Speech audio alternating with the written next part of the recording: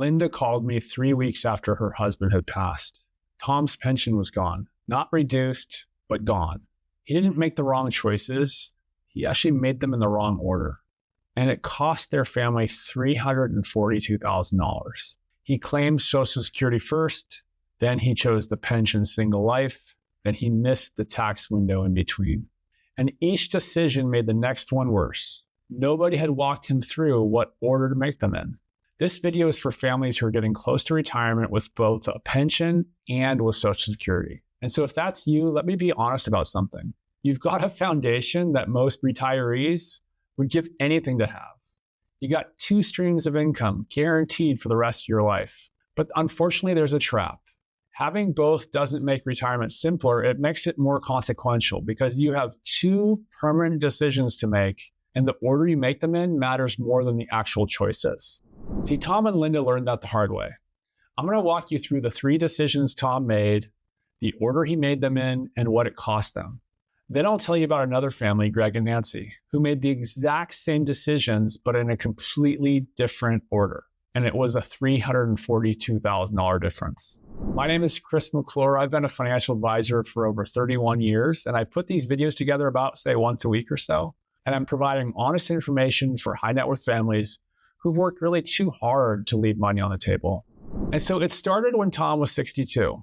He was still working as a manager at the local utility. His pension was only a few years off. His Social Security statement was sitting on the desk. His benefit at 62 was around $2,100 a month. And at his full retirement age, at age 67 for him, it was just over $2,900 a month. And at 70, it was almost $3,700 a month. So Tom looked at the numbers. He decided more now, beat more later, and he filed the paperwork. So here's what Tom thought he was deciding. Do I want $2,100 a month now, or do I wait 5 years for $2,900? But here's what he was actually deciding.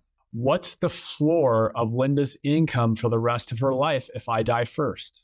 You see, those are 2 very different questions. Because Linda's survivor benefit is based on what Tom was actually receiving, not what he could have been receiving. By locking in $2,100 at age 62, Tom didn't just reduce his own income, he reduced Linda's survivor benefit by over $800 a month for the rest of her life. And he really didn't know that was the question. You see, nobody framed it for him that way. Maybe the income felt good to have early. Maybe he didn't trust that Social Security would still be there later on. Or maybe he just didn't know what claiming early actually did to Linda. 3 years later, Tom retired, and the second decision he made was actually worse than the first one. You see, Tom was 65, and again, he was sitting at his desk. He had a pension election form in front of him. The plan administrator, when you have a pension, they just hand you a form when you retire, and you get to make a choice. Do I have a single life where I get the biggest monthly check, and then it stops when I die? Or do I get some version of joint and survivor where I get a smaller check, but it continues to go on for your spouse if you happen to pass away first? So in his situation, single life, he was going to get $4,500 a month. If he chose 50% joint and survivor, he was going to get $3,600 a month. So Tom saw that difference and he made what felt like the right call. He wanted that extra money right now. One thing I do that's maybe a little different is I actually sit down and read those pension forms with families before they sign. Because unfortunately, once you sign, you don't get to change your mind ever. And it's the same pattern with Tom as 3 years earlier. He looked at the monthly number, he picked the bigger one, and no one had modeled what happens to Linda if he goes first. And the fact is he was healthy, he was active, he felt fine, so he took the single life. So Linda's pension survivor benefit was 0. Her Social Security survivor benefit had already been reduced because he chose at age 62. So he had made 2 decisions with the same blind spot and each one compounding the last. Most retirees think those 2 decisions are the big ones. There's a third one that Tom never made that compounded both of them. Between age 65 and 73, Tom had what some financial planners call the golden tax window. He had retired, his W-2 income was gone, his IRA wasn't required to start distributing yet. His taxable income during those 8 years was at the lowest point of his adult life. So that's the Roth conversion window. Tom had a $1.2 million IRA. He could have moved a substantial chunk into Roth at the lowest rates he was ever going to see, but he didn't. When Tom passed, the IRA went to Linda. And here's where the wrong order showed up in her mailbox. You see, now Linda's filing single because she's widowed, and she gets half the standard deduction on her tax forms. And she also has lower, narrower tax brackets. But she has the same required distributions that Tom would have paid on at a married rate, now hit Linda at a single rate. And because the IRA balance is bigger than Tom would have left it, because he had never converted any of it to Roth IRAs, her Medicare surcharges actually went up too. So she paid a few $100s more every month for the rest of her life. So he had 3 decisions. He missed 3 chances to think about Linda, and he did it each one in the wrong order. And real quickly, if you're watching this and already wondering, how does this work in my own situation, there's a link below where you can set up a call. There's no cost, no pressure. It's just a conversation, and the link is right below. So now we have the second family, Greg and Nancy, and they had come in before Greg had made any decisions on this. Not after the decisions, before the decisions. He was an orthopedic surgeon. He was winding down his practice at age 66, and his pension was about $3,200 a month because he'd been self-employed for stretches. His IRA was bigger though, closer to $2 million. Nancy was a hospital administrator that had retired a year earlier. And they sat across from me, and the first thing we did was we didn't pick a pension option, and it wasn't a Social Security strategy either. And we never talked about Roth IRA conversions until we decided, what do you want to have happen? What is the end goal of this money? What does Nancy's income look like the month after Greg dies?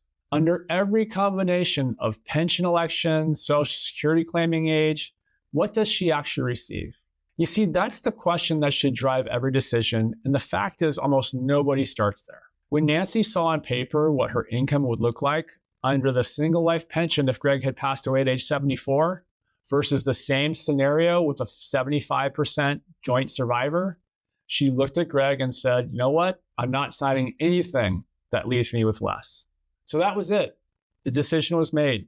From there, the rest of the order fell into place. We started with the end in mind. Then we elected the pension. Then we decided on Social Security. And then we did Roth conversions in between during that window. So Greg took the joint survivor pension. He delayed Social Security to 70, and he converted just under $600,000 of his IRA into Roth during those bridge years.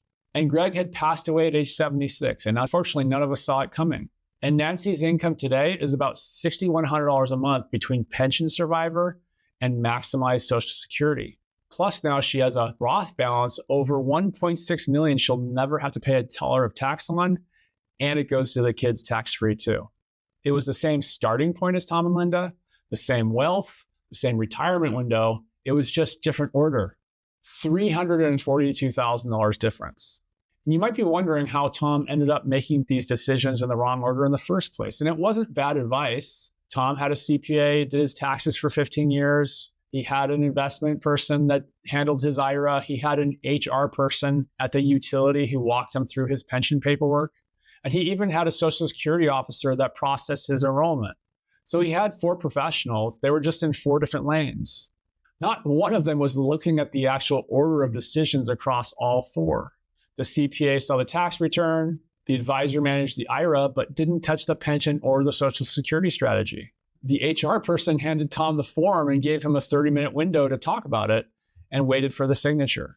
And Social Security, they give you a benefit estimate on an enrollment screen.